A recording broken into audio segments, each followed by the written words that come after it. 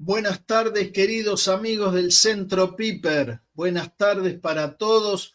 Hoy con una gran alegría de tener al queridísimo Ariel Gonzalo Villarroel compartiendo este tema, Tolkien y el sendero espiritual de la Tierra Media. Un tema importante, muy interesante, que nos ayuda a ir profundizando en este autor tan destacado y tan querido para nosotros que es Tolkien. Que es Tolkien. Antes de presentarlo, por si alguno de ustedes no lo conoce, aunque sé que va a haber muchos amigos acá que conocen a Ariel, quiero decir una palabrita sobre algo que ha sucedido hoy en Gaza. Han bombardeado la única parroquia católica de Gaza, donde el párroco es un sacerdote argentino, el padre Gabriel Romanelli, a quien le mandamos un gran abrazo. Ha sido bombardeada por el ejército israelí, esta parroquia, así que repudiamos este bombardeo. Bombardear una parroquia donde hay además refugiados, hay 300 refugiados, gente que se ha quedado sin la casa, ¿no?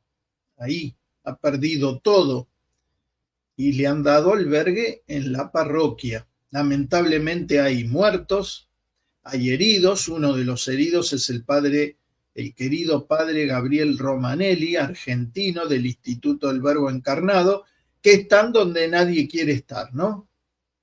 Bueno, así que a ellos un fuerte abrazo, una gran admiración de parte nuestra de estar allí, poniéndole el pecho a las balas, decimos acá en Argentina, literal en este caso, y el repudio absoluto a esto que no está claro, ¿no? Pero un tanque bombardeó la parroquia. Y el cardenal de Tierra Santa, Pizzaballa, ha hecho un comunicado donde dice que no está claro si fue intencional o no, porque ahora la excusa es que no fue intencional, fue un error, etcétera, ¿no? Bueno, lo lamentamos y lo repudiamos, lo repudiamos. Y bueno, dicho esto, en este día había que empezar así. Vamos con nuestro tema de hoy y también con nuestro invitado de hoy, que vamos a tratar de presentar. Ariel Gonzalo Villarroel es argentino, por supuesto. Está casado desde hace 17 años y tiene 5 hijas. Vive en San Agustín, provincia de Santa Fe, es docente de filosofía, egresado del Instituto Francisco de Paula Castaneda, nada más y nada menos, ¿no? Miren qué nombre, ¿no? De ahí, de la ciudad de Santa Fe. Ha cursado el ciclo de licenciatura en filosofía en la Universidad Católica de Córdoba y Santa Fe. Ha realizado cursos de diversas temáticas afines a las problemáticas de las humanidades y las ciencias sociales. Da clases en el nivel medio y superior desde hace 15 años, como así también dicta cursos de filosofía, coordinando círculos de formación para jóvenes universitarios y profesionales orientados a la defensa y promoción de la cultura católica. Es miembro del Centro de Estudios Universitarios Padre Leonardo Castellani, desde su inicio en el año 2013, que aprovechamos a mandar un saludo grande a los amigos del Centro Castellani, a Leandro, a Luciano, a todos los buenos amigos que están ahí, agradeciendo toda su labor ahí desde el canal de La Posada Errante. De paso se los recomendamos, suscríbanse a ese canal que siempre tiene cosas hermosas. Y bueno, y además auspician nuestro curso de este año, son auspiciantes del curso Christus Regnat del Centro Piper de este año, donde recordamos la Quas Primas, a 100 años de esa encíclica, junto con el Instituto Elevan. Ariel además es terciario dominico, desempeñando actualmente el consejo como hermano formador y maestro de novicios, así que le damos la bienvenida. Ariel, buenas tardes, gracias por estar ahí, por este ratito que nos vas a dedicar hoy. Bueno, Cristian, el gusto es mío, te agradezco enormemente por haberme invitado a este canal que ya es un lujo. Y bueno, un placer compartir esto, ¿no? Algunas cosas de la lectura de Tolkien, justo en el marco de lo que acabas de señalar. Así que me das un pie muy interesante para compartir estas ideas que van a salir hoy. Un saludo para todos los que están viendo. Gracias, bueno, enhorabuena, enhorabuena y te doy la bienvenida.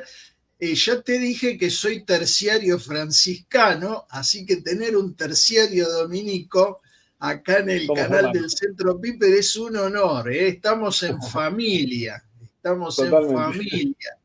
Así que totalmente. bueno, queridísimo Ariel, bueno, ¿qué tema? ¿No? Tolkien y el sendero espiritual de la Tierra Media.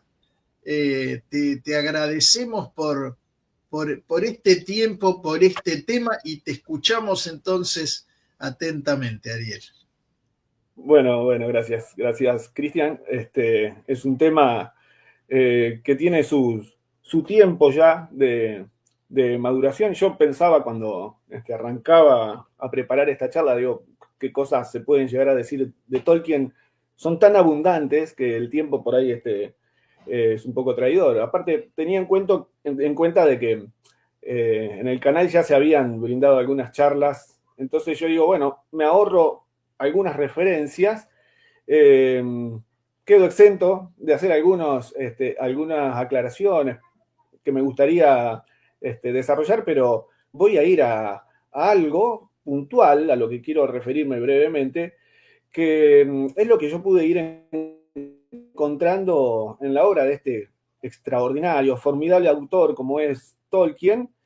Y bueno, trataré de tomar un camino, un atajo, un sendero, por el cual no es fácil transitar, hay que animarse, que es el camino de lo que podríamos llamar la espiritualidad en Tolkien. Es tan amplio todo lo que se puede encontrar, pero yo me di cuenta que para mí, incluso para mis amigos, con los que siempre nos reunimos, especialmente ahí en el centro Castellani, el tema de Tolkien es el tema de una gran conversación, una charla interminable que comenzó hace muchos años y que poco a poco se ha ido haciendo como frecuente, como cada vez más consciente, y de modo que al paso de los años, bueno, cada una de las cosas que veníamos viendo en Tolkien, las lecturas que teníamos en común, nos remitía sí o sí, bueno, a la semejanza que hay entre el universo de la Tierra Media y el tiempo que nos tocó vivir, ¿no? Y entonces ahí nos perdíamos un poco en esa magia de la Tierra Media y terminábamos como no sabiendo qué cosas era más real, si lo que estábamos viviendo en el mundo o lo que Tolkien nos iba contando. Entonces, a partir de estas experiencias, como que se nos fue dibujando un entorno o un modo particular de, digamos, interpretar cada cuento, cada narrativa, cada pasaje de la lectura, y de a poco nos encontrábamos nosotros mismos involucrados, ¿no? Por ejemplo, ya nos veíamos involucrados en la posada del Pony Pisador, pidiéndole una ronda de cervezas al posadero Cebadilla Mantecona, o ya nos veíamos en la comarca, ¿no? Disfrutando de la frescura, de las pequeñas cosas, ¿no? Como cuando uno se junta a cantar, a comer algo rico, a tomar algo, y vivir eso que nuestros maestros han llamado la eutrapelia. Y nos encontrábamos también en la llanura de los campos de Cornaliem, rodeado de orcos, de criaturas infernales, trajinando en cada batalla cotidiana. Entonces allí Tolkien se nos hacía cercano. O nos veíamos en Rivendell, recobrando el ánimo, y nos decíamos entre amigos, el viernes vamos a Rivendell. Nos decíamos y nos referíamos a que nos juntábamos en el convento de Santo Domingo, con el fraile a quien le venía muy bien también el sobrenombre de Gandalf. Y así cada pasaje, cada historia, cada recoveco de la Tierra Media se nos fue haciendo familiar y lo creíamos con toda seguridad. Lo que encontrábamos leyendo a Tolkien nos parecía una reseña exacta, incluso mejorada, del mundo cotidiano que nos ofrecía. Y bueno, así, siguiendo las pistas, ¿no?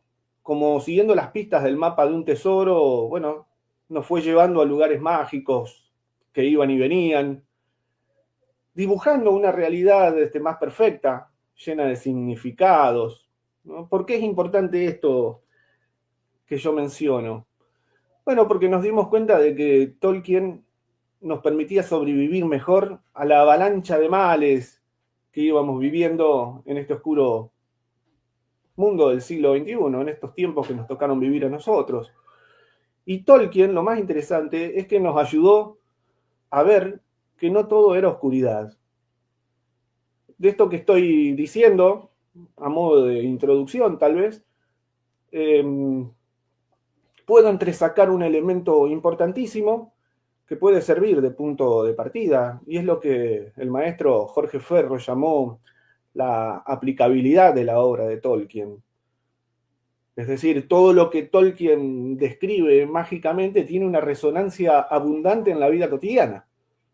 Bueno, ¿cómo es posible semejante aplicabilidad, siendo el universo tolkieniano una obra literaria? Tal vez,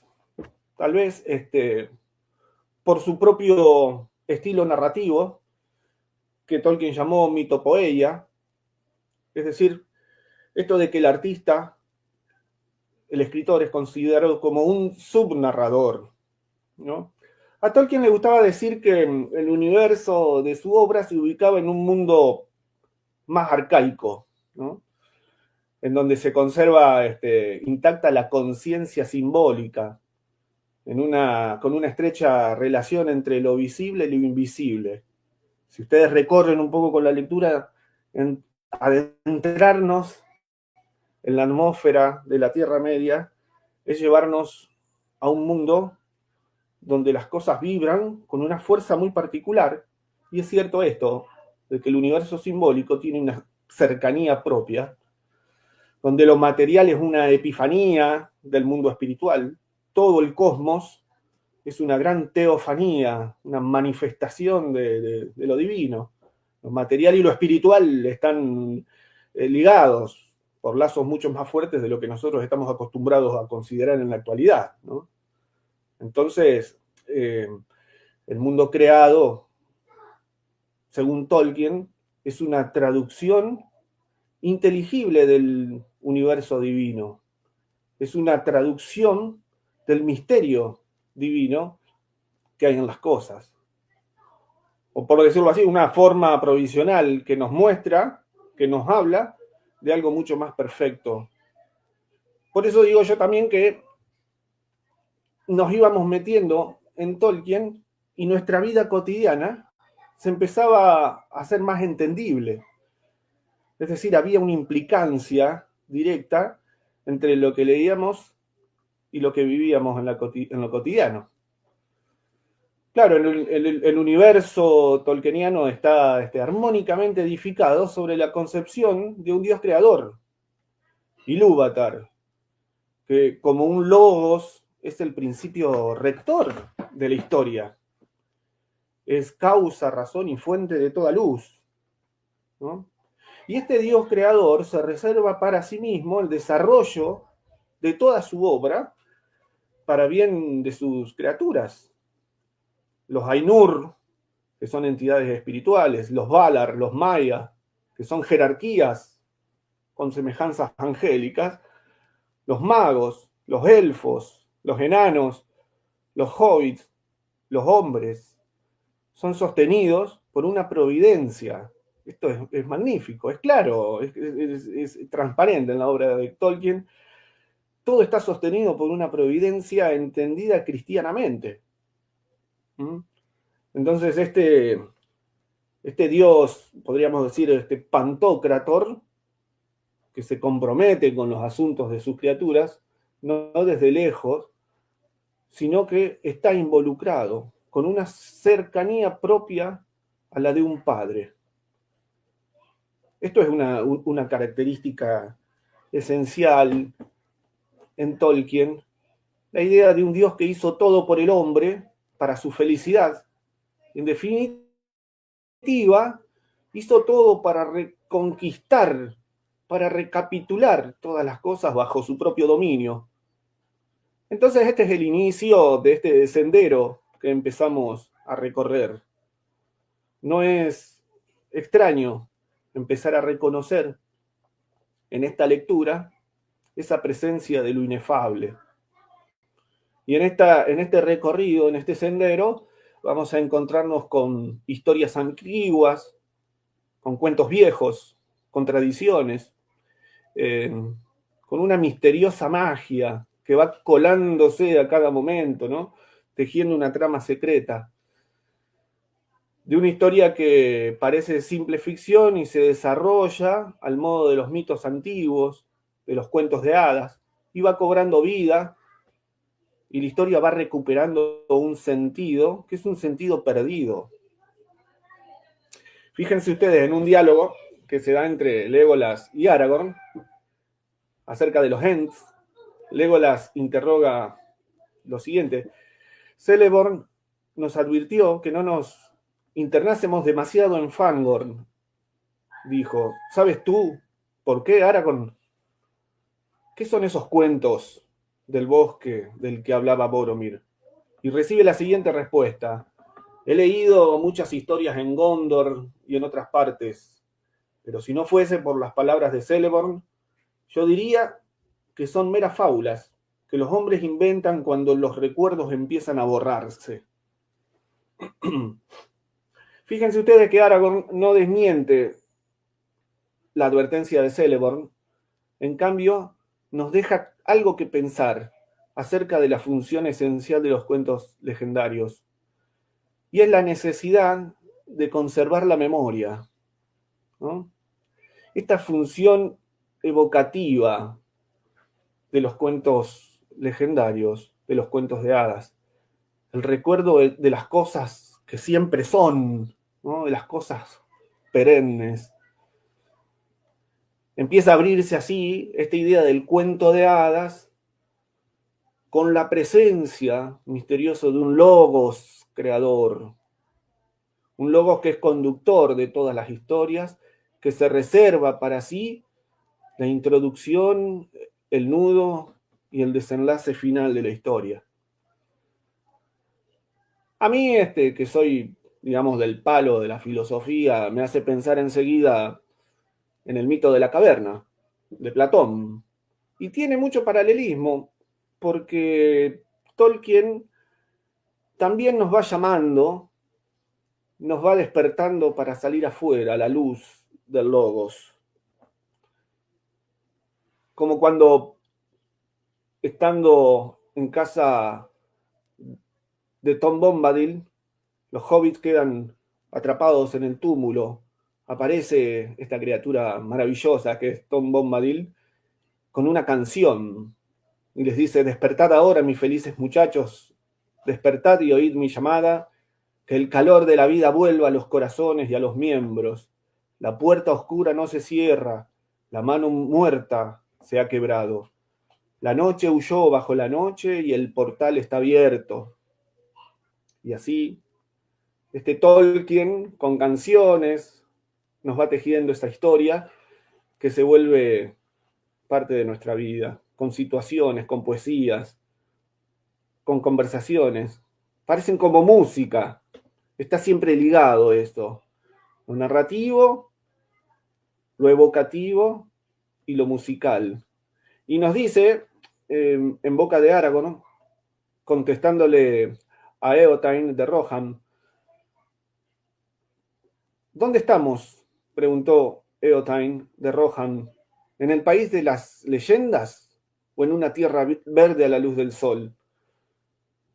Un hombre puede estar en ambas, dijo Aragorn. Pues no nosotros, sino otras gentes que vendrán más tarde contarán las leyendas de este tiempo. La tierra verde, dices, buen asunto para una leyenda, aunque te pasees por ella a la luz del día. Esto es espectacular. Para Tolkien, la vida cotidiana es un cuento de hadas.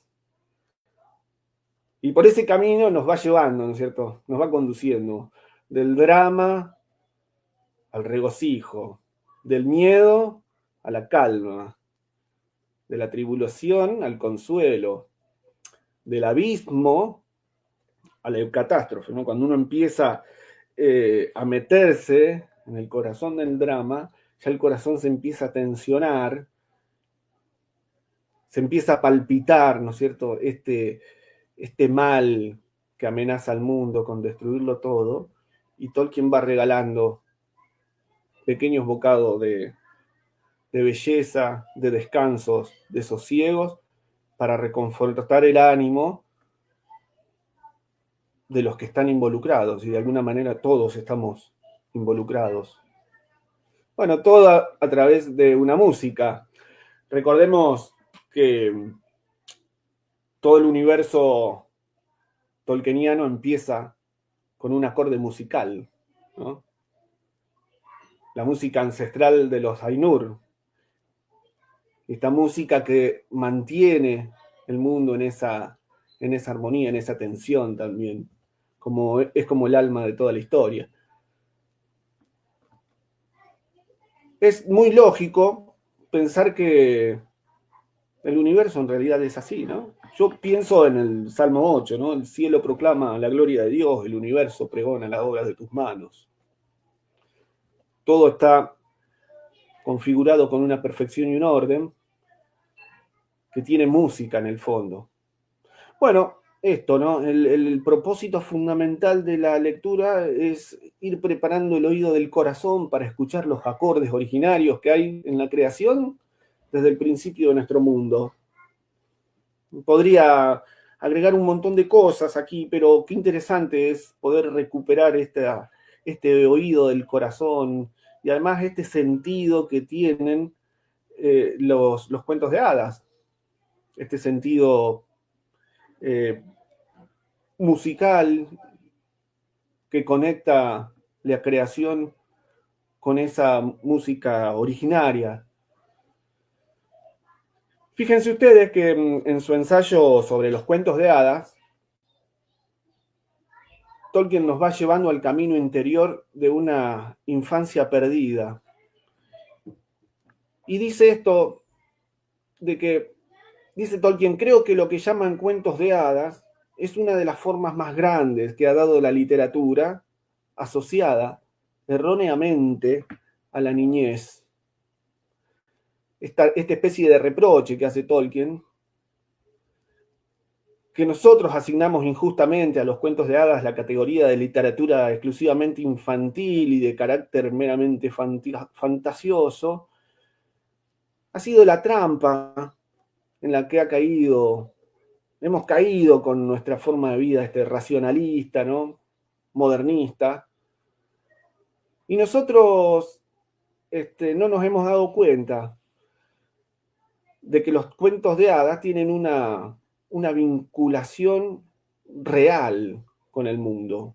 Es decir, nos transportan a una visión del mundo que habíamos desconocido, que habíamos olvidado.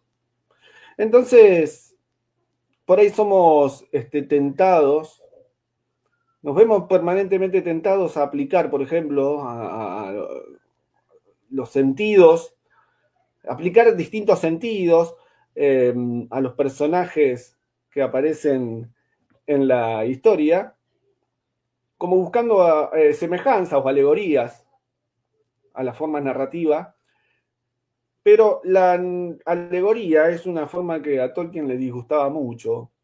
De hecho, las grandes discusiones que ha tenido con su amigo Lewis pasaban por este punto, la discusión acerca del sentido de los cuentos de hadas.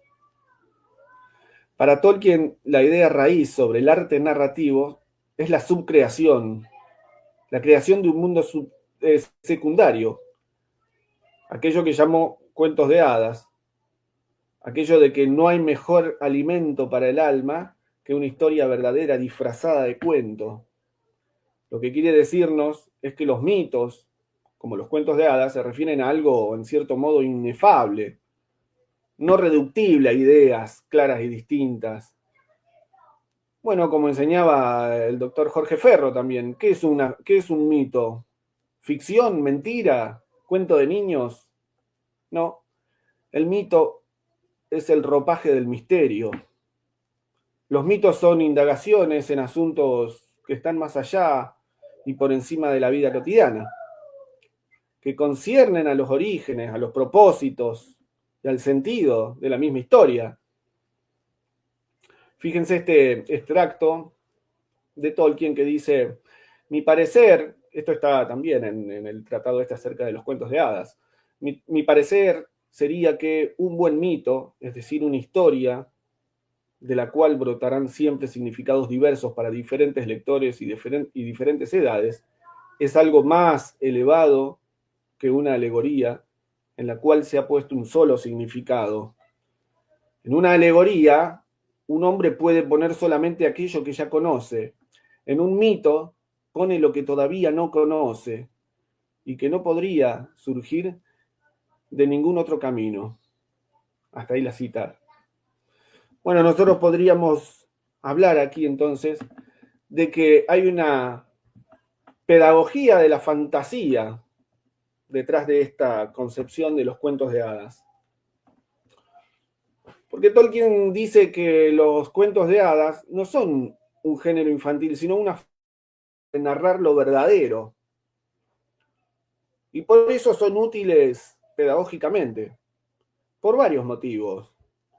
Porque los cuentos de hadas despiertan el asombro, que es la raíz del filosofar, y la raíz de la fe también. El verse asombrados, el descubrir la novedad de las cosas cotidianas. También los cuentos de hadas predisponen para la contemplación, es decir, nos ayudan a descubrir el sentido metafísico, particularmente en el caso de Tolkien, el drama entre la luz y las tinieblas. Cuando se habla de la obra de Tolkien, particularmente del Señor de los Anillos, se tiende a interpretar como que toda la guerra, todas las contiendas que aparecen son una lucha entre el bien y el mal. En realidad eso es un cierto reduccionismo, un reduccionismo moralista o moralizante, porque en realidad el drama se desarrolla en un conflicto entre la luz y las tinieblas, con una significación teológica más honda, que nos remite tal vez al Evangelio de San Juan, ¿no? Al principio existía el Verbo, y el Verbo era la luz verdadera, y vino a los suyos y los suyos no lo reconocieron. Entonces, este drama, si ustedes, podríamos ahondar muchísimo en esto, es muy interesante. De hecho, los enemigos de la Tierra Media, Mordor, Sauron, son amantes de la oscuridad. Los orcos son seres de las tinieblas. No hay una referencia directa a cuestiones morales. Sí hay en Tolkien la idea de una corrupción, es decir, hombres que se corrompen, elfos que se corrompen, espíritus angélicos que se corrompen, como los mayas. Entonces, lo que hay es sí un peligro de servir a las tinieblas antes que a la luz. Esto aparece en esto que es para Tolkien un cuento de hadas. Ahora sí sí, los cuentos de hadas tienen la posibilidad de formar el imaginario moral presentando el bien y el mal de forma clara y nítida. Cualquier buen libro, cualquier libro vivo, cualquier libro, digamos, clásico, tiene este componente de que los malos son malos y los buenos son buenos. Entonces, en principio, podemos leer un montón de textos, de cuentos literarios, de novelas, y nos vamos a encontrar con esto. Esto es algo que en la literatura actual se perdió, ¿no? Sobre todo en esa pretensión de querer reinterpretar o redibujar las viejas historias, ¿no? Caperucita y el lobo, y resulta que el lobo era víctima de no sé qué clase de trauma, entonces resulta que el lobo era bueno y Caperucita en cambio tenía como una especie de ambición morbosa, y bueno, le damos a los niños para que ellos mismos resignifiquen un viejo cuento, cuando en realidad el cuento es sencillo, claro y directo. Hay un bueno y un malo. Bueno, los cuentos de hadas tienen también la función pedagógica de que abren el alma al misterio y a la esperanza, que son la clave de la educación cristiana, digamos, ¿no? Esta función pedagógica de los cuentos de hadas es muy importante porque es lo que nos va a servir a nosotros como el desarrollo de un camino espiritual, ¿no? Es decir, salir al rescate de cosas perdidas. Entonces ahí podríamos decir una visión cristiana de la fantasía, y a esto no hay que tenerle ningún tipo de miedo. Dice Tolkien también en el mismo texto, muchos adultos presuponen que los cuentos de hadas son solo para niños, pero esto es un error. En realidad fueron escritos para todos los que tienen el corazón abierto a la maravilla. La función pedagógica del cuento de hadas. ¿Qué nos propone Tolkien? Pues ir más allá del velo, es decir, quitar los tropiezos de nuestra mirada y ver con claridad aquello que esconde un cuento de hadas. Entonces el cuento de hadas tiene este elemento, es sacramental, porque revela lo invisible a través de lo visible, fíjense ustedes. Y es teologal, porque funda una esperanza que no es ilusoria. Y es humilde, porque pone al lector, sea niño o adulto, en contacto con algo que nos supera, sin asustarlo. Entonces, todo cuento verdadero nos habla, en el fondo, del único gran cuento que es real, la historia de Dios con los hombres. De aquí la famosa frase de Tolkien que dice, el Evangelio es el cuento de hadas que se volvió real. Formidable. Encontrarse con esta forma de entender los cuentos de hadas nos lleva a entender la vida espiritual, a entender incluso el Evangelio mismo, ¿no? El padre Castellani decía que el Evangelio es el estilo literario, el estilo narrativo más bello que existe, compuesto por nuestro Señor en las parábolas. En realidad no el Evangelio en sí, sino las parábolas de Cristo eran la composición literaria más bella que podía haber. ¿Por qué? Porque son un cuento de hada real. ¿De dónde sale esta cita de Tolkien? Bueno, está en este texto que les mencioné sobre los cuentos de hadas, pero también está en su carta en 89 y en las conversaciones que tiene Tolkien con Lewis. Tolkien define a los cuentos de hadas como una historia que incluye un mundo encantado, una lucha entre el bien y el mal, pérdida y peligro, y finalmente un desenlace redentor, gozoso, que se llama eucatástrofe. Ya vamos a ir viendo de a poco este concepto de la eucatástrofe, que es la la eucatástrofe es la repentina inversión gozosa del destino, un giro inesperado que trae alegría. Vamos a descubrir este sentido de lo que dice Tolkien, porque tiene mucha implicancia para esto de que yo llamo la espiritualidad en Tolkien. La eucatástrofe es lo contrario de la catástrofe trágica. No niega el sufrimiento previo, sino que lo trasciende con un sentido.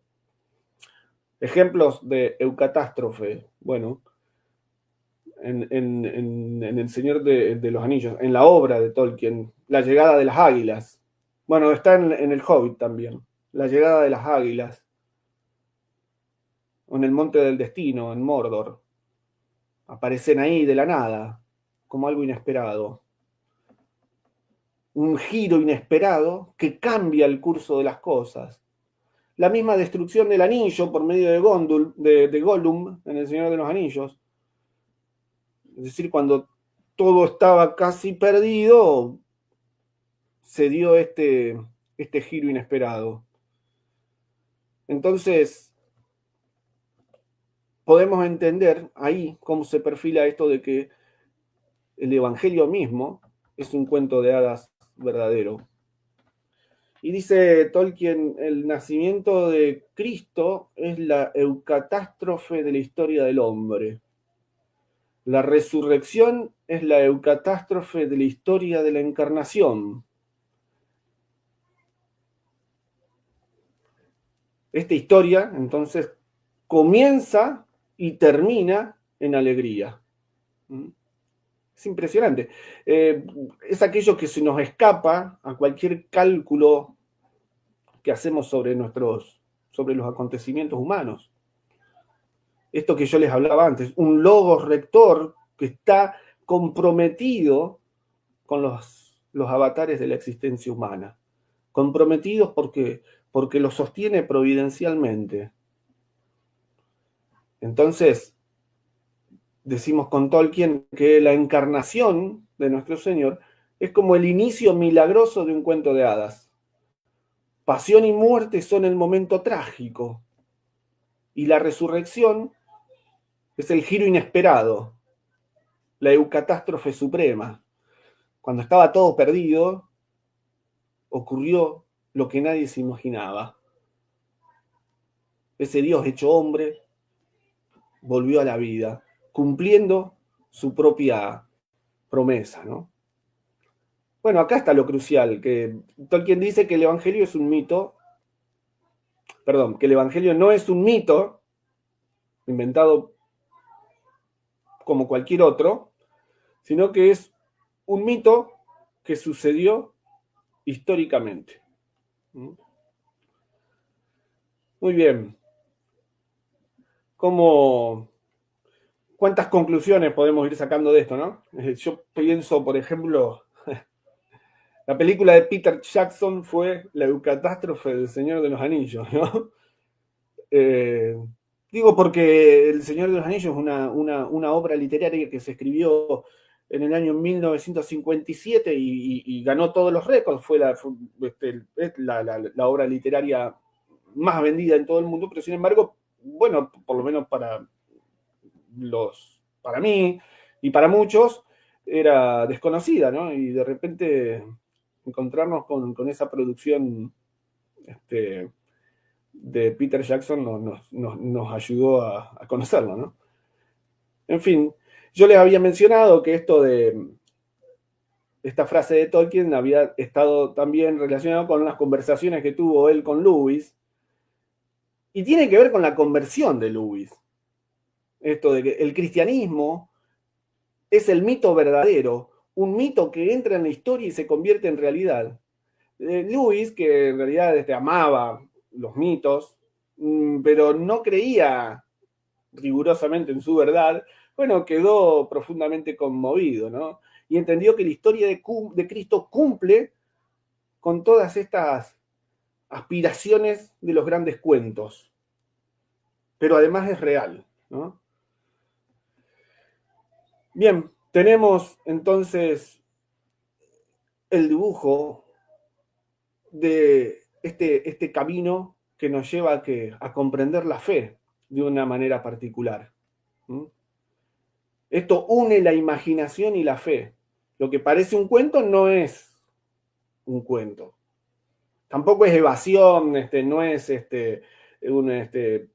escaparse del mundo, sino una preparación del corazón para lo real. Define entonces a la fantasía cristiana, el arte evoca lo maravilloso, no es fuga, sino un eco de la verdad. Y reivindica el poder formativo, ¿no?, que tiene el mito. Dios no solo habla en doctrina, sino en historias. Habla el corazón, ¿no?, así como en el Evangelio. Podríamos decir que Cristo se hizo hombre para darnos mitos verdaderos, cuentos verdaderos. Y que la fantasía cristiana no es una ilusión, sino que es la puerta hacia lo eterno. ¿No es esto un componente central de la fe? El primer elemento crístico que puedo señalar. Con esto encontramos en Tolkien entonces un sentido profundo de la fe, al modo cristiano, según aquello de que la fe es la garantía de los bienes que se esperan, la plena certeza de las realidades que no se ven. Esa semejanza tiene. Una hermosa aproximación a esto que entendemos en sentido cristiano. Podría yo rescatar dentro de este camino un montón de figuras crísticas. Por esto que había mencionado antes, en Tolkien no hay un sentido alegórico, es decir, no hay una aplicación directa de cada personaje, de cada situación, de cada circunstancia, no hay una aplicación directa por semejanza a las realidades o a una realidad concreta, sino solo por aproximación. Entonces ese rato de así nos permite ir entreviendo qué figura aparece detrás de cada personaje, detrás de cada escena, y sin duda Frodo tiene una centralidad y tiene una importancia porque es figura de Cristo. Y esto nos lo enseñó el doctor Jorge Ferro también, que le dedicó buena parte de su libro leyendo a Tolkien para desmenuzar un poco esto de la figura de Cristo que se esconde detrás de Frodo, ¿no? Y así podemos entender a Frodo como el Cristo sufriente, el Cristo que carga con una misión que solamente él puede cargar. Detrás de toda esta intuición maravillosa se puede entrever el Frodo considerado como el servidor de todos, aquel que se anima a enfrentar su destino. Recuerden que por Frodo, los amigos deciden enfrentarse al enemigo frente a la Puerta Negra en los campos de Pelennor y librar una batalla completamente perdida. Y no la pierden, convencidos de que al final de la vida no se nos pedirá cuentas de las batallas ganadas, sino de las heridas de la lucha. Y se arrojan sus amigos solamente y casi con toda la incertidumbre a desviar el ojo de Sauron frente a la Puerta Negra. Por él, por Frodo. Así también Frodo, como un servidor con mayúsculas, tiene conciencia de víctima y se dirige como un cordero al matadero. Así lo relata Tolkien.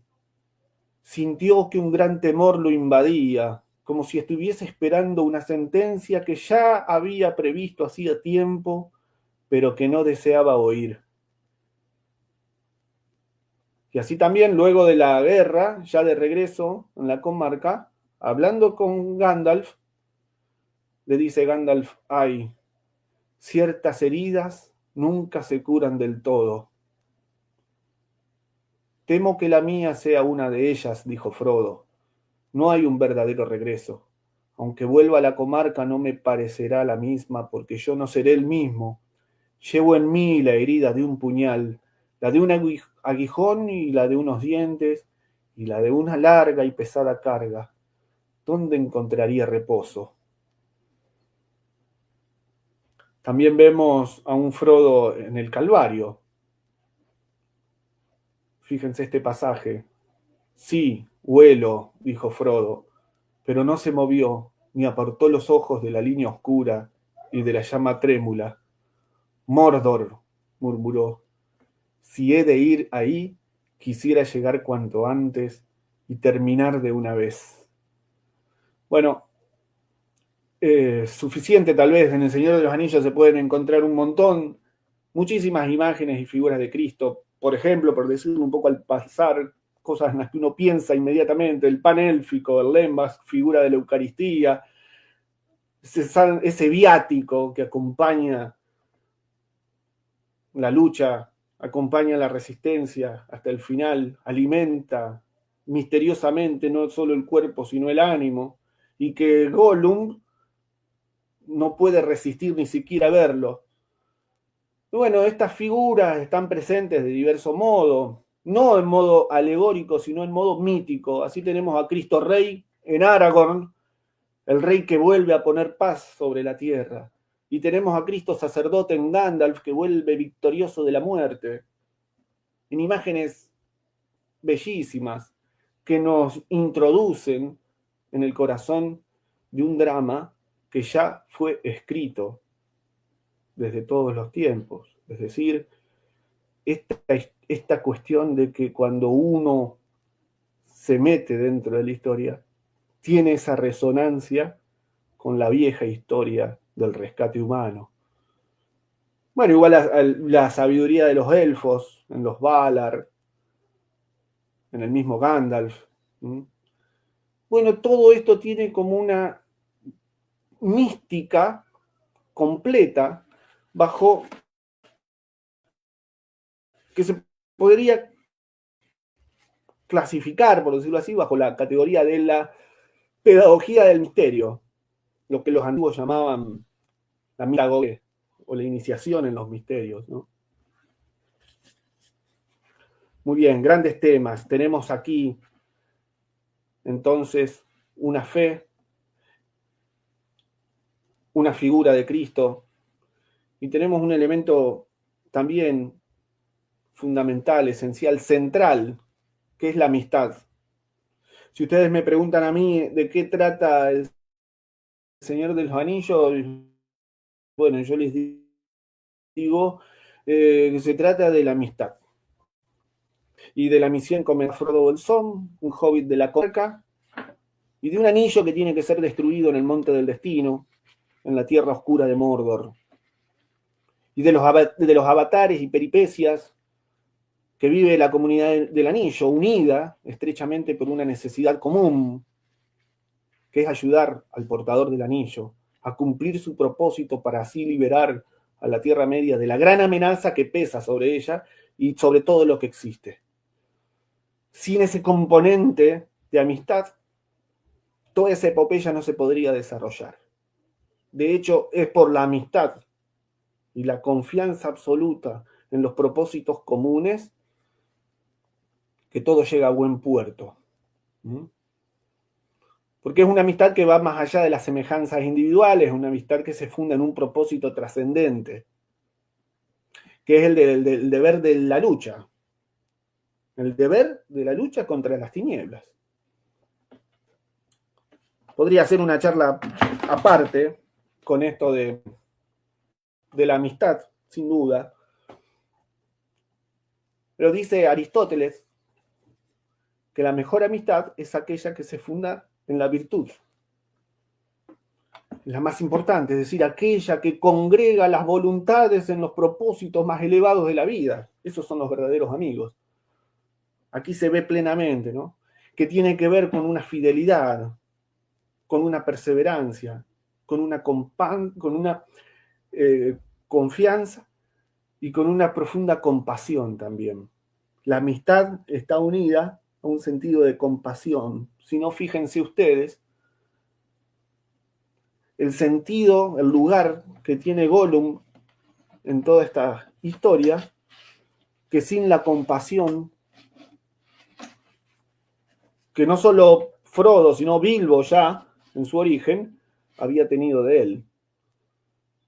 Bilbo había tenido la oportunidad de matarlo, y por una extraña compasión que Bilbo no sabe explicar, le perdona la vida, solamente interpretando que alguna cosa tiene que cumplir este Gollum. Y así Frodo también espera. Una compasión que Tolkien sabe describir muy bien detrás de ese personaje. Si uno lee un poco El Señor de los Anillos, va a encontrar que esta criatura deshecha, corrompida por el poder de la oscuridad, en el fondo tiene una lucha interior que a uno lo moviliza. ¿Por qué? Y porque sin duda tiene semejanzas con nuestra vida interior también, ¿no? Encontramos esos vestigios de vernos de alguna manera reflejados. ¿Reflejados en qué? En nuestra propia miseria, detrás de la cual nosotros reclamamos una compasión, miserias detrás de la cual encontramos amigos también. Y bueno, y la amistad, entonces, esta amistad está asignada por la humildad y por una caridad verdadera, con la certeza que incluso la persona más pequeña puede cambiar el curso del futuro. Todas las historias tienen sentido solo en relación a la misión de Frodo. ¿Por qué Frodo? Y porque el destino, Dios, Ilúvatar, así lo quiso. Que el anillo cayera en manos de quien no tenía que caer. Un hobbit de la comarca. Pero no cualquier hobbit. Frodo era un hobbit dotado de virtudes esenciales, como son la humildad y la obediencia. Dos virtudes que imponen un destino, un propósito y un sentido a toda esta epopeya. Dos virtudes que solamente los sabios pueden poseer. Y bueno, y como en el Evangelio, y como en la historia humana, Dios elige a lo más pequeño, a los ojos del mundo, para confundir a los fuertes. Una clara referencia al mensaje evangélico. Bueno, pero Frodo es más que Frodo. Frodo es figura de una salvación única, necesaria, a la cual nada de lo que queda, sin la cual nada de lo que queda permanecerá en pie. Entonces así podemos entender que Frodo también es imagen de Cristo, redentor del mundo. Detrás de su misión está la salvación del género humano. Si ustedes recuerdan, Frodo había asistido al concilio de Elrond, esto está al principio del Señor de los Anillos, donde aprendió muchas cosas acerca del anillo, el anillo que él portaba, que le había llegado por manos de Bilbo. Y en el concilio de Elrond le quedó claro que había que destruirlo, que era necesario destruirlo, y que esa necesidad era irrenunciable para la paz. Y sin embargo, sintió un irresistible deseo de no enfrentar eso. Es decir, de quedarse en Rivendell con su tío Bilbo, pero al fin, haciendo un esfuerzo, oyó sorprendidas. Pronunció estas palabras: yo llevaré el anillo a Mordor, aunque no sé cómo. En ese momento él habla y dice: si he entendido bien todo lo que he oído, creo que esta tarea te corresponde a ti, Frodo. Y si tú no sabes cómo llevarla a cabo, ningún otro lo sabrá. Bueno, la paradoja es perfecta, ¿no? Ni los sabios más ancianos de la tierra pueden dar respuesta a un designio divino. Solo Dios se guarda para sí mismo el secreto del camino que le espera a Frodo, y en él a todos nosotros. Detrás de las aventuras del anillo vamos todos nosotros. Y Tolkien, así, con esas amistades, nos va haciendo amigos a nosotros. Nos vamos haciendo amigos. Y en ese camino nos muestra lo precario de la condición humana y también la grandeza de la condición humana. La grandeza del hombre cuando cumple un designio divino, el de entregarse a sí mismo por amor a sus amigos, con clara referencia al Evangelio que dice: no hay amor más grande que dar la vida por los amigos. Bueno, Frodo es figura, sin duda, de esto. De ese Cristo que dice: yo ya no los llamo siervos, yo los llamo amigos. Muy bien, nosotros formamos parte de esto. Y en este sentirnos parte de esta comunidad enfrentamos una lucha real, una lucha que sin amistades no se puede sostener. Muy bien, si no tenemos amigos, difícilmente llegaremos a cumplir nuestro propio destino. Por eso Merry dice: yo estoy contento de conocerlo. ¿Por qué? Porque el enfrentar el destino y el enfrentar el miedo, el decidirse a acometer con valentía aquello que se nos pide, hace de vencer el sentimiento ese banal y precario de la mezquindad de la vida, ¿no? ¿Qué sentido tiene hoy en día esto, no?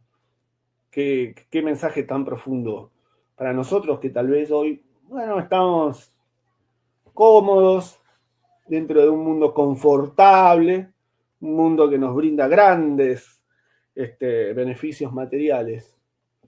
Bueno, un buen amigo te prepara para la guerra y te acompaña.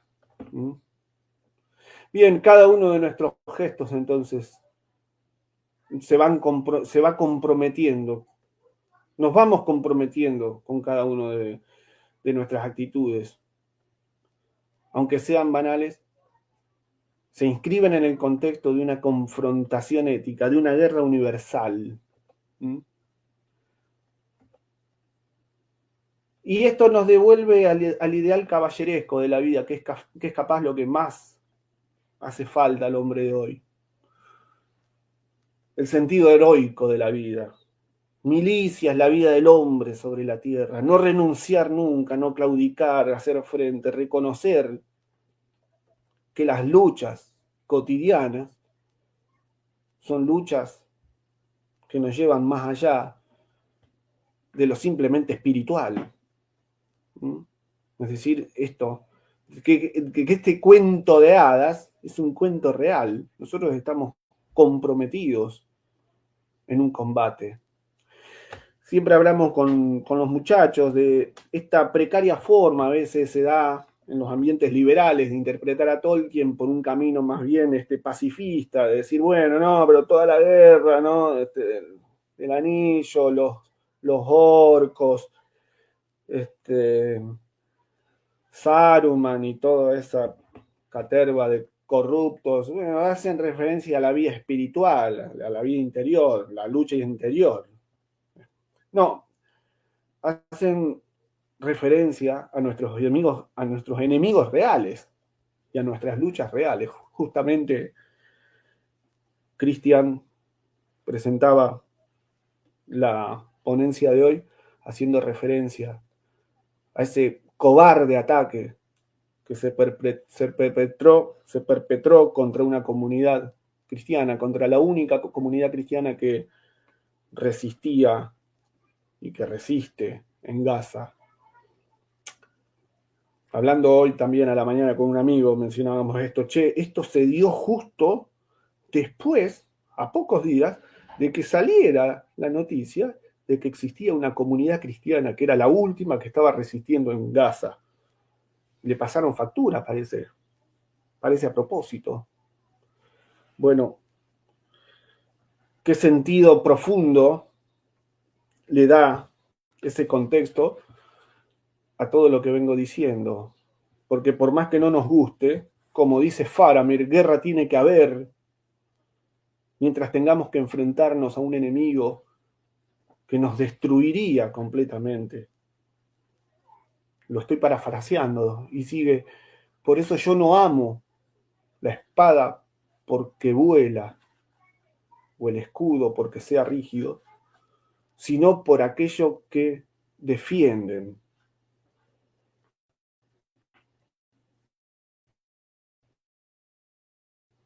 Qué importante tener este Chesterton, de que el soldado no lucha por odio a lo que tiene delante, sino por amor a lo que tiene detrás. El verdadero deber cristiano de la lucha se dibuja aquí, en el modelo de héroes, en el arquetipo del héroe. No quisiera extenderme demasiado, pero hay muchísimo para profundizar acá en este punto, ¿no? Que en definitiva tiene sentido dentro de un plano de amistad. Y que nos trae aquello de que decía Lewis sobre la amistad, de que la amistad surge en el momento en que una persona le dice a otra que tú también pensaba que era el único. Solamente en una lucha, solamente cuando hay combates verdaderos, cuando hay un sentido para la perseverancia, se logran verdaderos amigos, porque allí se pone a prueba la lealtad. Yo les decía hace un rato que la obra de Tolkien no tiene un componente moralista o moralizante, pero sí hay un elemento clave, que es la integridad, la fidelidad a la luz, que entre los personajes se ve. O sea, son buenos amigos porque son fieles a la luz y son fieles entre sí, son fieles a la verdad. De esto que vengo diciendo se abre otro camino, que es el camino hacia una sentida esperanza, hacia una esperanza cierta. Podría decir el sentido de la esperanza según Tolkien. Tenemos una semejanza con la fe en esto de los cuentos de hadas y el misterio. Tenemos una semejanza con la caridad en esto de la amistad, porque la amistad es una forma perfecta de la caridad. Y ahora tenemos una semejanza y una aproximación a la esperanza. Tolkien nos va haciendo amigos, nos va domesticando con su historia, con sus peligros, con esos dramas que ponen como en tensión nuestro corazón, y como en una sinfonía va tejiendo una historia llena de movimientos que amansan y consuelan el corazón cuando uno parece estar perdido. Tensiona y ablanda. En los peores momentos aparece un bosque, una posada, una pipa, unas canciones. Por ejemplo, la canción de los hobbits cuando llegan a la posada después del duro combate en Isengard, si mal no recuerdo.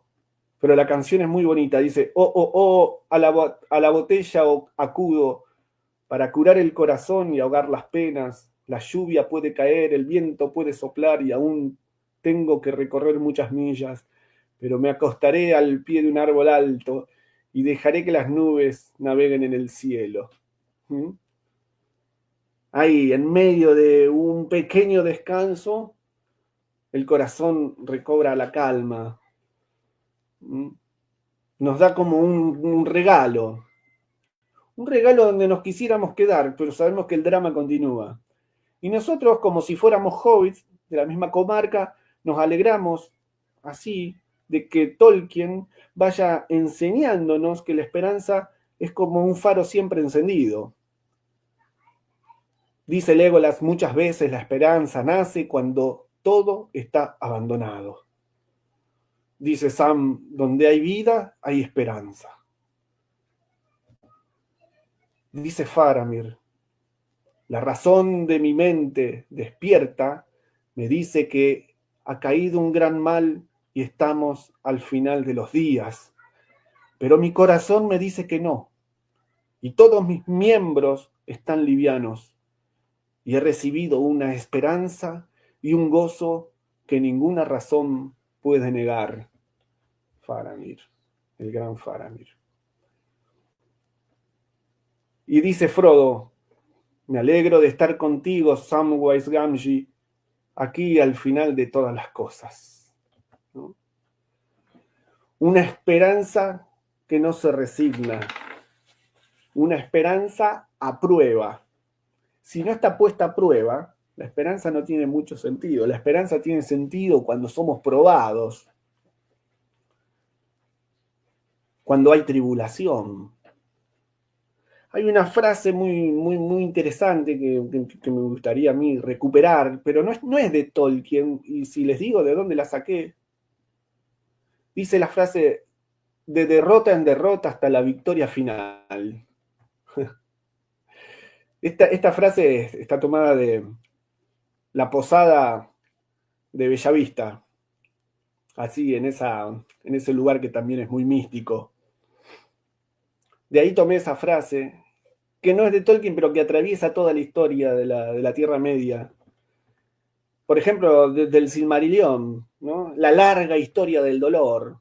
Los elfos, los hombres fieles y los Valar parecen acumular derrota frente al poder creciente de Morgoth.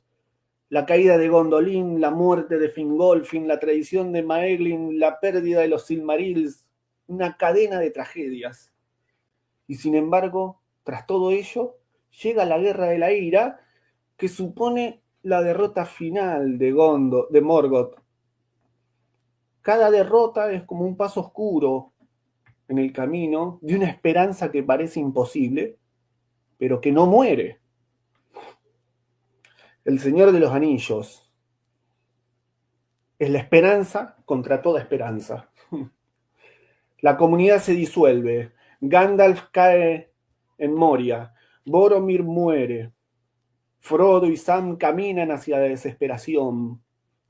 La guerra parece perdida en el abismo de Helm, en Minas Tirith, en la Puerta Negra. Y sin embargo, en el momento más oscuro, la victoria final irrumpe inesperadamente. Gollum, el personaje más quebrado de toda la historia, es utilizado como un instrumento para la destrucción del anillo. Esto es lo que Tolkien quería decir cuando acuñó el término eucatástrofe.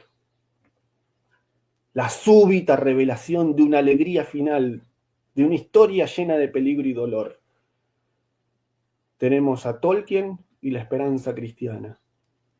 Tenemos a Tolkien para recuperar el ánimo, para levantar la cabeza y ver que desde lo alto viene la salvación. Cuando Gandalf se va, dice, miren hacia el este y veré que vuelvo. En el medio de la tragedia del drama aparece un mago blanco trayendo luz. Tolkien, ese católico devoto, que tenía un catolicismo particular, porque no era un catolicismo epidérmico, conformista o sentimentalista, veía en la historia de la redención el modelo más alto de este movimiento. La cruz como la cruz como la gran derrota, que se transforma en victoria. El aparente triunfo del mal que da paso a una gloria que el mal no puede detener ni impedir. El aparente triunfo del mal que da paso a una gloria que ni siquiera el mal puede detener. A mí me parece que esta frase, que la traigo a colación, de derrota en derrota hasta la victoria final, leída a la luz de Tolkien, puede, interpretarse como una expresión del camino del héroe trágico y redentor, aquel que persiste sin garantías, con fidelidad en medio del fracaso, el camino del héroe. El héroe es aquel que sale a cumplir un destino y no se le pide más que la fidelidad al destino. Y vuelve victorioso. Ese es el camino del héroe. Enfrentar su destino, enfrentar sus miedos, cumplir con su propósito, y si sale victorioso vuelve transfigurado. Bueno, se trata entonces de una esperanza intrépida, no ingenua, una esperanza humilde y activa que resiste con coraje, incluso cuando los frutos no se ven. Fíjense ustedes qué necesario que es hoy en medio de las luchas que nos tocan a nosotros, que por muchos sentidos ni se comparan con las luchas de otros cristianos perseguidos. Pero nosotros tenemos que hacernos cargo de nuestro destino, porque en definitiva estamos en un combate. Y no sé si seremos santos, pero tenemos que tomar el destino por nuestra propia mano y enfrentarlo, ¿no? Por eso Gandalf puede decir, por ejemplo, no podemos elegir el tiempo en el que vivimos, pero podemos elegir qué hacer con el tiempo que se nos da. Muy bien. Bilbo, cuando reconoce en casa de Elrond a Aragorn y lo reconoce como el portador legítimo de Andúril, lo reconoce como la estirpe viviente de esa espada quebrada, forjada nuevamente para nosotros mismos, nos da una alegre esperanza de ver florecer nuevamente los gloriosos días del rey. Y ahí es donde Bilbo compone estos versos con una voz antigua. No todo lo que es oro brilla, no todos los que vagan están perdidos. Lo viejo que es fuerte no se marchita, las heladas no alcanzan las raíces profundas. De las cenizas se despertará el fuego, una luz brotará de las sombras, renovada será la hoja que se rompió, el sin corona volverá a ser rey. Miren si no esto que les decía antes, de que el mundo de la Tierra Media se nos hace cotidiano, casi natural. Es esa historia de cuento de hadas que parece más real que nuestro propio mundo. El sin corona volverá a ser rey. Nos hace desear el retorno del rey. Solamente con descubrir los efectos de su ausencia, los efectos desgarradores de la ausencia del rey, ya lo empezamos a desear, que vuelva. Aragorn se nos va dibujando como figura del rey Cristo. Así es. Y dice Legolas, mas no abandonéis toda esperanza. Del día de mañana nada sabemos aún. La solución se encuentra a menudo a la subida del sol. Bueno,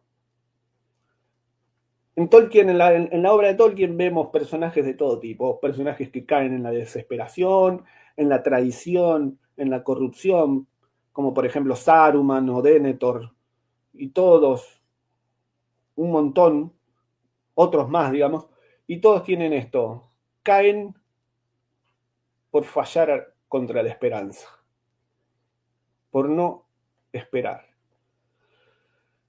No así los héroes de esta historia, Frodo, Sam, Aragorn, Gandalf, todos son probados en esa esperanza, y como fueron probados, salieron victoriosos. Así ya llegando al final, nos encontramos en el punto culmen de esta historia, en la montaña del destino, llegando cerca de cumplir esa misión de destruir el anillo. Sam, el gran amigo, el entrañable, el fiel, el servidor, el humilde. Sam, que en la obra de Tolkien es la esperanza misma, dice estas palabras maravillosas. ¿Por qué ellos seguían luchando cuando ya no quedaban esperanzas humanas? Cuando el cálculo de las fuerzas que estaban en pugna en el tablero de la Tierra Media mostraba a las claras el poderío del Señor Oscuro. Perdón, me pasé. No es esta la cita. ¿Por qué luchas? Aquí está.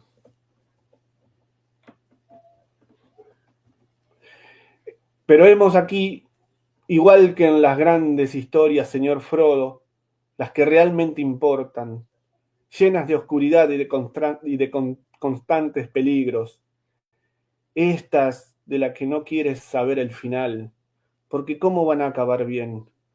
¿Cómo volverá el mundo a ser lo que era después de tanta maldad como ha sufrido?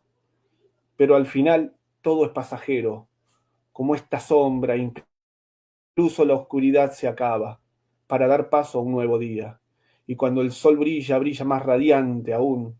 Estas son las historias que llenan el corazón, porque tienen mucho sentido, aun cuando eres demasiado pequeño para entenderlas.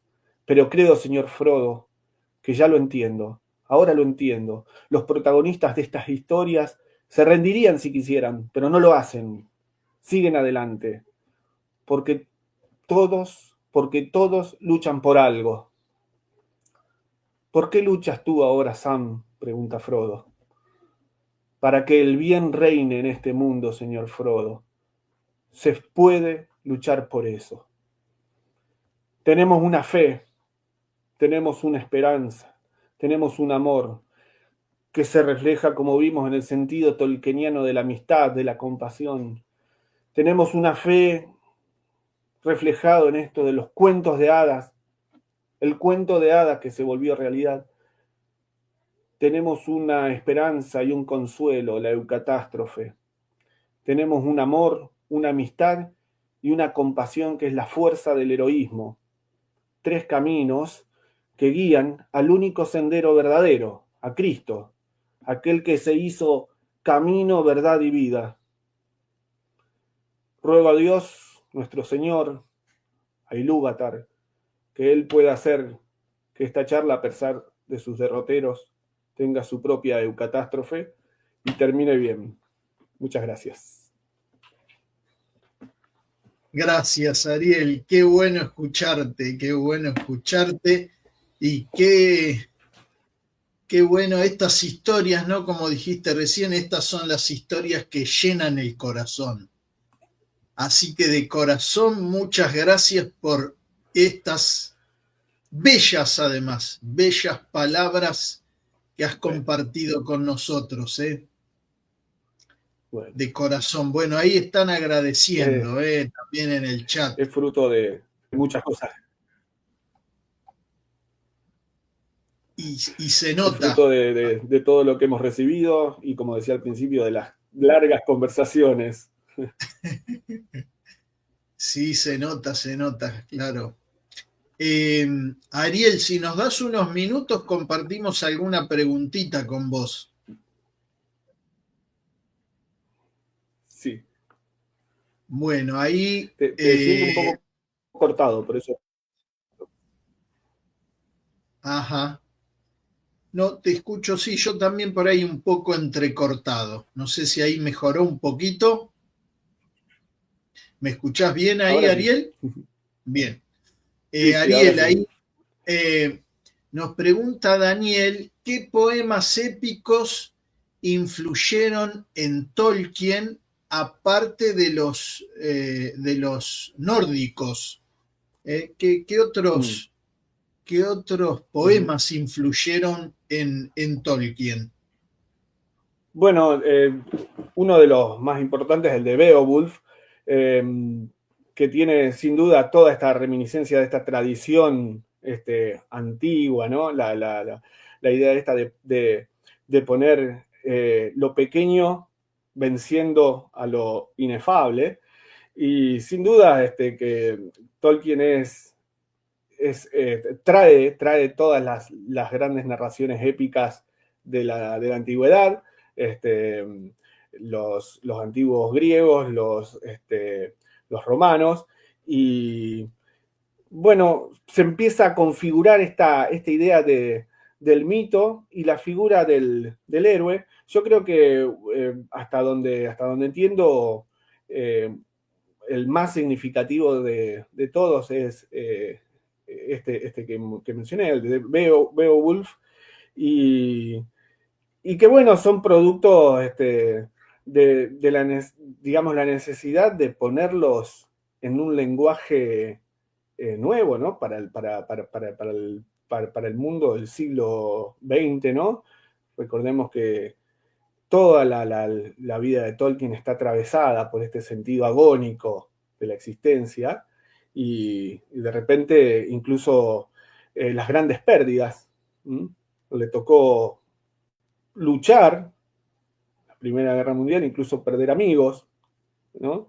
Y a mí me parece que trae un poco esa raigambre del sentido épico y del sentido agónico de la existencia, que se viene a resolver en una unión con este mensaje último que yo trataba de transmitir, de que no todo lo que parece perdido está perdido, ¿no? Así que eso es lo que puedo decir. Muy interesante poder profundizar en esto, porque sin dudas Tolkien es uno de los escritores más brillantes del siglo XX.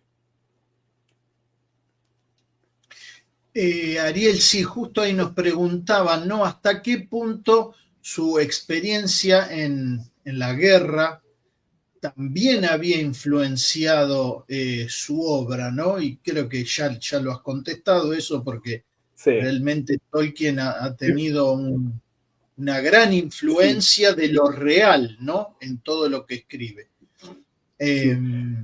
Sí, tal cual. Sí. Y justamente este sentido heroico de la vida, o este sentido militar de la vida, ¿no? En cuanto que él, bueno, lo vivió de cerca, entonces él cuando cuando crea historias de batallas, no las está creando desde un imaginario desconectado de la realidad.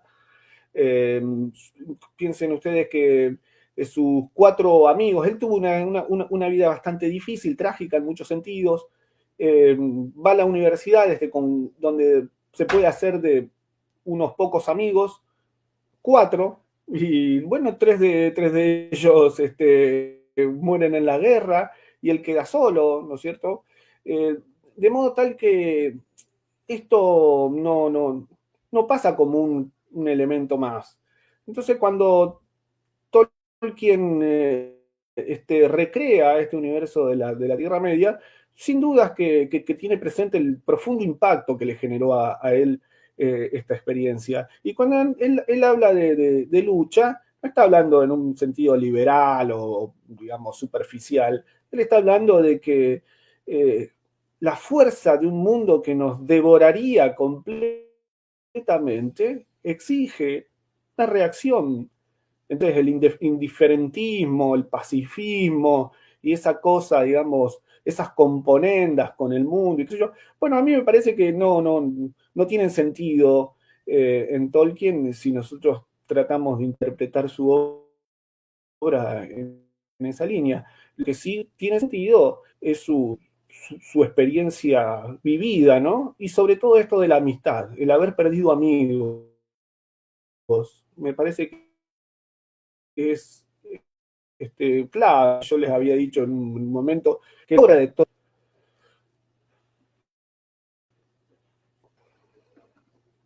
Gracias, Ariel. Es muy importante tener esta referencia, ¿no? De lo real en Tolkien. Ahí No sé hay si un se comentario. perdió la conexión.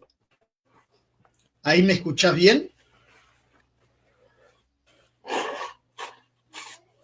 Ariel. ¿Me escuchás ahora, Ariel?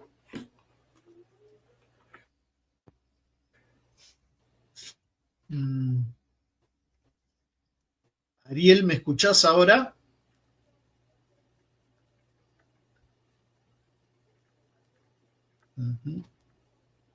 A ver, vamos a ver. A ver si recuperamos. ¿Ahí me escuchás? ¿Me escuchás, Ahí te Ariel? escucho, sí, sí. Ahora sí, Bueno, te gracias. recuperamos. No sé si soy yo. Sí, sí, sí. No sé si soy Sí, yo o... sí. Sí, Bueno, si la transmisión se creo que mantiene sin te habrá problemas, así escuchado que más o menos lo que dije. sí, sí, por supuesto. Ariel, A bueno, ver, vamos a ir dale. terminando para no abusarnos de tu tiempo, pero te queríamos preguntar, No, por favor. eh, bueno, ¿cómo te Sí. relacionaste con el Centro Castellani? ¿Cómo descubriste el Centro Castellani ahí Ah, en esa querida Santa Fe? jo. Por mucho de lo que, por mucho de lo que dije antes, en medio de la lucha, muchas situaciones que nos han tocado vivir nos ponían de frente a la necesidad de resistir, de dar testimonio y de presentar batalla, de hacer una especie de trinchera. Y de hecho teníamos muchos, éramos varios amigos que no nos conocíamos. Hay tres de ellos que venimos sí desde años anteriores, que son Leandro, que ustedes conocen, y Dalmiro, este otro querido amigo que se mantiene con un perfil más bajo, pero que es un gran amigo. Y bueno, entre nosotros tres entramos en contacto con otros locos que andaban por ahí, y bueno, decidimos hacer una especie de trinchera. Y por supuesto, la personalidad más luminosa detrás de todo esto era el padre Castellani, que era como el factor de unidad, ¿no es cierto?, que nos mantenía ahí al frente. Y detrás de él habíamos tomado conciencia de la necesidad bueno, de enfrentar nuestro destino en lo que nos toca, ¿no? Entonces habíamos tirado las propuestas, por ejemplo, de hacer una revistita donde hiciéramos circular algunos artículos valiosos y nos poníamos como meta pues mantenernos al día con algunas lecturas y poder compartirlas. Y así fue surgiendo también la posibilidad de preparar algunas conferencias con algunos maestros que conocíamos y que teníamos como cercanos, y así fuimos armando una conferencia, otra, y yo creo que nos fuimos consolidando bajo esa idea de que milicia es la vida del hombre sobre la tierra, la necesidad del deber cristiano de la lucha y la consigna clara por el reinado social de Cristo, es decir, Cristo tiene que reinar a pesar de todo y nosotros tenemos que estar de ese lado. Y así fue como se fue armando. El grupo, digamos, Castellani tuvo algunas idas y venidas.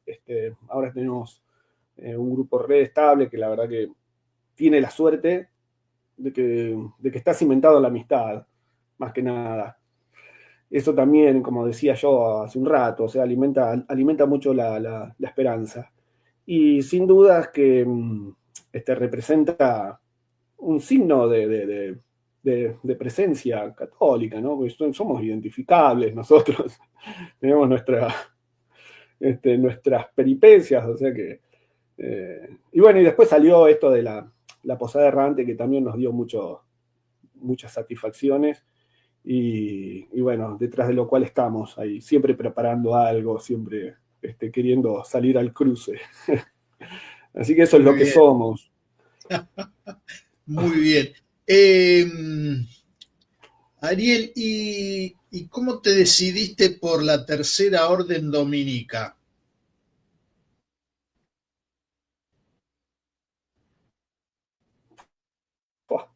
Bueno, muy bien. A ver si me escuchás Y yo ahora. sin duda que es una vocación, ¿no es cierto? Desde aquellos tiempos en que estudiaba filosofía y buscaba en Santo Tomás la fuente de esa sabiduría perenne, y el encanto por toda la mística que hay detrás de sus santos, ¿no? La figura extraordinaria de Santo Domingo. Yo creo que tiene que ver con eso, con una vocación que me ha conducido por el sendero de la predicación, de hacer carne eso de predicar con el ejemplo y con una palabra viva, digamos, no desde una cátedra, no desde un estrado, sino desde donde estés, a donde te toque, enseñar la verdad, transmitir el fuego como lo hemos recibido, la tradición, ¿no? Y este lema tan profundo que es con la orden, que es contemplata alistradere, ¿no? Contemplar y predicar a los otros lo contemplado, transmitir a los otros los frutos de esa contemplación. Y a mí me resulta la síntesis perfecta de un sentido católico de la vida. Así que no me costó para nada, sumado a que tengo ejemplos extraordinarios de santidad en la tercera orden, hermanos valiosísimos a quienes aprecio con el alma y que me han apuntalado de muchas maneras y todavía lo siguen haciendo, así que sé que algunos me estará siguiendo. Un abrazo enorme y que viva Santo Domingo. Que viva. Bueno, y aprovechamos para felicitar a la Tercera Orden Dominica y a ese grupo de aguerridos santafesinos, que son una referencia para, no solamente para Santa Fe, sino diría para nuestra patria. ¿Eh? Así que felicitamos a la Tercera Orden Dominica y a todos los miembros de esa Tercera Orden en Santa Fe por librar el buen combate, por entender que la vida es milicia. Y animamos a los frailes dominicos a que con la ayuda de Dios vuelvan pronto a Santa Fe. Les aseguramos Bien, nuestras plegarias. bien, Ojalá bien. que puedan volver, si Dios lo quiere, así. Bueno, ¿y cómo hacen para acercarse a este Sí. grupo tan peligroso que es el Centro de Estudios Padre Castellani? Los que se quieren acercar a este grupo, aunque ahí Bueno, veo que está el jefe haciendo comentarios en el chat. Pero ¿cómo se acerca, Ariel? bueno, Alguien que le si gusta está, eso. qué lindo, qué lindo. Si está el jefe, el referente, ahí en el chat puede poner el correo de contacto y bueno, si se anima, ¿no? Porque Ahí no está. somos, no somos muy exigentes, pero tenemos nuestro rito de iniciación. No, no, Ah, en muy serio. bien. Nosotros funcionamos como podemos, en el sentido de que nos reunimos, bueno, cuando la luz de Rivendell llama, y, y, bueno, en principio estamos presentes en esa reunión, que es más una reunión de amigos, y después de ahí sale todo lo que ustedes ven, pero nos pueden escribir y nosotros, bueno, en principio somos cordiales y queremos, celebramos la amistad, eso es verdad. Honramos la Muy bien, amistad y eso es algo que hemos aprendido. Así que muy bien. es una amistad que está ordenada a la lucha.